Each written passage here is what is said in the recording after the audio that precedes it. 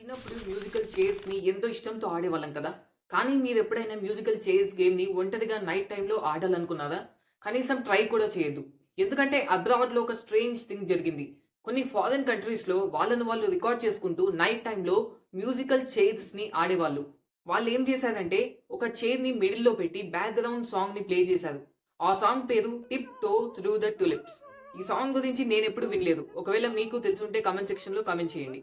ఈ గేమ్ ని బేసికల్ గా మిడ్ నైట్ 3 AM కి ఆడతారు. సో ఆ టైంలోనే ఇది ఎఫెక్టివ్ గా పనిచేస్తుంది. సో మనం చేయాల్సింది ఏంటంటే ఇంట్లోని లైట్స్ అన్ని టర్న్ ఆఫ్ చేసి సెంటర్ లో ఒక చైర్ ని పెట్టి మ్యాచ్ స్టిక్ ని పట్టుకొని చైర్ చుట్టూ 6 రౌండ్స్ వేయాలి.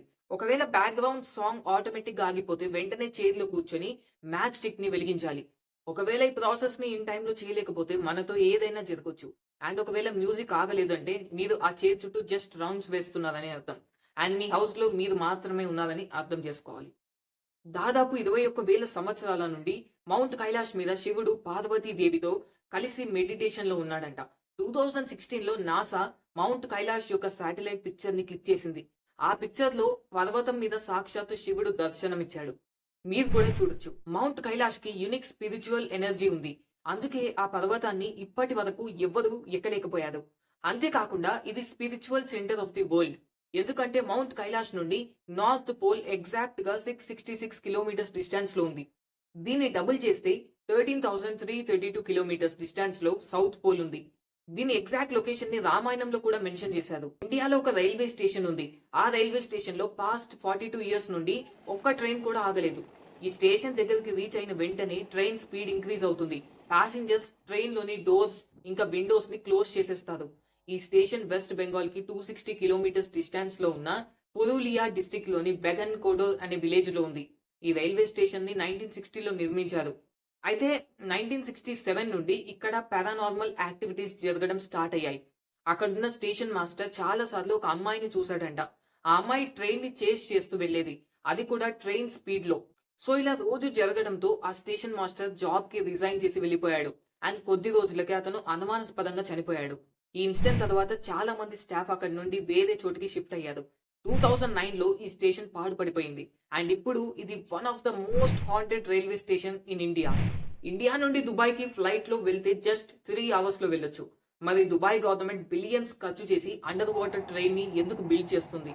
ఈ ట్రైన్ దుబాయ్ నుండి ఇండియాకి 2000 కిలోమీటర్స్ డిస్టెన్స్ ని కవర్ చేస్తూ అండర్ వాటర్ లో ట్రావెల్ చేస్తుంది. ఇది ultra speed floating train. 1000 kilometre per hour speed తో ట్రావెల్ చేస్తుంది. ఇలా అయితే Dubai to India just 2 hours లో రీచ్ అవ్వచ్చు. ఇక్కడ అసలు ప్లాన్ ఏంటంటే ట్రైన్ తో పాటు 2 పైప్ లైన్స్ కూడా ఉంటాయి. ఒకటి దుబాయ్ నుండి ఇండియాకి ఆయిల్ ని సప్లై చేస్తుంది. అండ్ ఇంకొకటి ఇండియా నుండి దుబాయ్ కి ఫ్రెష్ వాటర్ ని సప్లై చేస్తుంది. ఈ ఫ్రెష్ వాటర్ నర్మదా రివర్ నుండి ఎక్స్ట్రాక్ట్ అవుతాయి. బ్లాక్ మ్యాజిక్ ఉంది అని మీరు నమ్ముతారా? ఒకవేళ ఇవంతా మూఢనమ్మకాలు, వీటిని మేము నమ్మము అనుకుంటే ఈ వీడియో మీకోసమే. 1967లో అర్జెంటీనాలో 2 ఫుట్బాల్ టీమ్స్ ఉండేవి. రేసింగ్ క్లబ్ ఇంకా క్లబ్ అథ్లెటికో. రేసింగ్ క్లబ్ ఎప్పుడు ముందంజలో ఉండేది. ప్రతిసారి వాళ్లే కప్ ని గెలుచుకునేవారు. దీన్ని చూసి క్లబ్ అథ్లెటికో ఫ్యాన్స్ తట్టుకోలేకపోయారు. అండ్ వీళ్ళు ఒక బ్లాక్ మ్యాజిక్ రిచువల్ ని పర్ఫామ్ చేయాలనుకుని స్టేడియంలో 7 పిల్లులని అండర్ గ్రౌండ్ లో డిఫరెంట్ స్పాట్స్ లో పాతిపెట్టారు. అక్కడి నుండి రేసింగ్ క్లబ్ కి ప్రాబ్లమ్స్ స్టార్ట్ అయ్యాయి. రేసింగ్ క్లబ్ కేవలం అర్జెంటీనాలోనే కాదు, మొత్తం సౌత్ అమెరికాలోనే స్ట్రాంగెస్ట్ టీం. అలాంటి టీం ఆ తరువాత ఒక్క కప్ కూడా గెలుచుకోలేకపోయింది. 1980లో ఈ విషయం తెలిసి రేసింగ్ క్లబ్ స్టేడియం అంతా తవ్వి 6 క్యాట్స్ ని బయటకు తీశారు. కానీ 7th క్యాట్ దొరకలేదు. చివరికి 2000లో ఆ 7th క్యాట్ కూడా దొరికింది. అండ్ అమేజింగ్లీ 34 ఇయర్స్ తర్వాత racing club first league title ని గెలుచుకుంది. ఇప్పుడు చెప్పండి, బ్లాక్ మ్యాజిక్ ఉందా లేదా? ఒక్కసారి ఊహించండి, ఒకవేళ ఎవరైనా శివలింగం పైన కాలు పెడితే ఎలా ఉంటుంది? ఈ మాట వినంగానే వాళ్ళని చంపేయాలనిపిస్తుంది కదా. ఈ వీడియోని చూసిన తర్వాత మీరే డిసైడ్ అవ్వండి.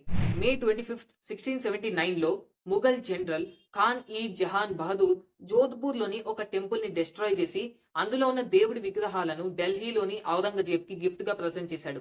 ఆ విగ్రహాలన్నీ కూడా గోల్డ్, సిల్వర్ అండ్ కాపర్ తో తయారైనవి. ఔరంగజేబ్ ఒక ఆర్డర్ ని పాస్ చేశాడు. దేశంలో ఉన్న అతిపెద్ద మాస్క్యూ జామా మస్జిద్ మెట్ల కింద ఈ విగ్రహాలను పాతిపెట్టమని చెప్పాడు. అందులో శివుడు, విష్ణు ఇంకా దుర్గాదేవి విగ్రహాలున్నాయి. నిజానికి 12 ఇయర్స్ బ్యాక్ 3rd సెప్టెంబర్లో ఢిల్లీలోని కల్కాజీ టెంపుల్ ని డిస్ట్రాయ్ చేయమని ఔరంగజేబ్ ఆర్డర్ పాస్ చేశాడు. కానీ అక్కడి పూజారి ఒక సోల్జర్ ని కత్తితో నరికేశాడు. ఇది తెలిసి ఔరంగజేబ్ అతన్ని రాళ్లతో కొట్టించి మరీ చంపించాడు. 12 ఏళ్ల తర్వాత రివెంజ్ తీర్చుకోవాలని ఔరంగజేబ్ ఆ ఐడల్స్ ని జామా మసీద్ మెట్ల కింద పాతి పెట్టించాడు. ఇది హిందువులకి ఎప్పటికీ మానని గాయం లాంటిది. మీకు తెలుసా, రామాయణంలో, మహాభారతంలో జరిగిన యుద్ధాల కంటే పెద్ద యుద్ధం ఈ కలియుగంలోనే జరగబోతుంది. ఈ యుద్ధం కలిపురుషుడికి ఇంకా విష్ణువు యొక్క 10వ అవతారం కల్కికి మధ్య జరగబోతుంది.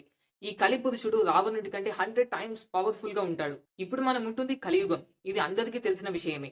కలియుగం ఎండింగ్ లో పాపం చేసే వాళ్ళు పీక్స్ లో ఉంటారు. ఆ టైంలో హనుమంతుడు, పరశురాముడు, కృపాచార్య, వేదవ్యాసుడు, ఇంకా బలి చక్రవర్తి అండ్ విభీషణుడు, ఇలా సప్త చిరంజీవులు విష్ణువు కోసం వెయిట్ చేస్తూ ఉంటారు. అండ్ కలిని ఓడించడానికి కల్కి ఈ సప్త చిరంజీవుల సహాయం తీసుకుంటాడు. ఇంట్రెస్టింగ్ థింగ్ ఏంటంటే రావణుడు కూడా ఈ బ్యాటిల్లో ఉంటాడు. ఒకవేళ నేను మీకు కొంచెం ప్రసాదం ఇచ్చి దీన్ని ఈ రూమ్ లోనే తినాలి అని కండిషన్ పెడితే మీకు స్ట్రేంజ్ గా అనిపిస్తుంది కదా. ఇలాగే ఒక టెంపుల్లో రూల్ ఉంది. చాలా మంది ఆ రూల్ ని పాటించక చనిపోయారు. గుజరాత్ లోని మహూదీ డిస్టిక్ లో ఫేమస్ జైన్ టెంపుల్ ఒకటి ఉంది. అక్కడి దేవుడు ఘంటకర్ణ మహావీర్. ఇక్కడ సుఖాడి అనే గుజరాతీ స్పెషల్ స్వీట్ ని ప్రసాదంగా తీసుకుంటారు. అయితే ఈ స్వీట్ గుడి లోపలనే తినాలి. ఎందుకంటే ఘంటకర్ణ మహావీర్ కి ఈ స్వీట్ అంటే చాలా ఇష్టం. దీన్ని ఎవరైనా వేస్ట్ చేసినా, వదిలేసినా ఆయనకు చాలా కోపం వస్తుంది. సో అందుకే అక్కడ చాలా స్ట్రిక్ట్ ప్రోటోకాల్స్ ఉన్నాయి. ఒకవేళ ప్రసాదాన్ని సైలెంట్ గా పాకెట్ లో పెట్టుకొని బయటకు తీసుకెళ్లాలి అనుకుంటే జరిగేది అస్సలు ఊహించలేదు. ఎందుకంటే కొంతమంది ఇలా చేసిన వాళ్ళు యాక్సిడెంట్స్ అయ్యి లేదా పలు విధాలుగా చనిపోయారు. 900 ఇయర్స్ బ్యాక్ యాదవ డైనాసిటీ ఒక కోటను నిర్మించింది. హిస్టరీలో ఈ కోటని ఆక్రమించి గెలిచిన రాజే లేడు. ఎనిమీస్ ఈ కోట యొక్క టాప్ ని రీచ్ అవ్వడం ఇంపాసిబుల్. ఎందుకంటే ఈ కోటని అలా డిజైన్ చేశారు కాబట్టి. కోట చుట్టూ 100 అడుగుల లోయలు ఉంటాయి. కోట లోపలికి వెళ్ళాలంటే 1 కిలోమీటర్ డిస్టెన్స్ లో ఉన్న గేట్ ని క్రాస్ చేయాలి. దాని తర్వాత ఎన్నో చిన్న గేట్స్ ని క్రాస్ చేయాలి. అక్కడ సైనికులు ఎనిమీస్ పైన దాడి చేస్తూ ఉంటారు. అగ్ని వర్షం కురిపిస్తూ ఉంటారు. ఈ స్టేజ్ ని దాటిన తర్వాత సెకండ్ స్టేజ్ లో మళ్ళీ 100 అడుగుల లోతున్న లోయలో నీళ్లు, ఇంకా క్రొకడైల్స్ అండ్ స్నేక్స్ ఉంటాయి. ఈ కోటకి ఒక పెద్ద బ్రిడ్జ్ కూడా ఉంది. ఎనిమీస్ అటాక్ చేయడానికి లోపలికి వెళ్ళినప్పుడు ఆ ఒక్క బ్రిడ్జ్ ని క్లోజ్ చేస్తారు. అండ్ ఈ కోటలో ఒక డార్క్ మేజ్ కూడా ఉంది. అంటే బూల్ బులయ్య లాంటిది. దీని గురించి మీరు వినే ఉంటారు.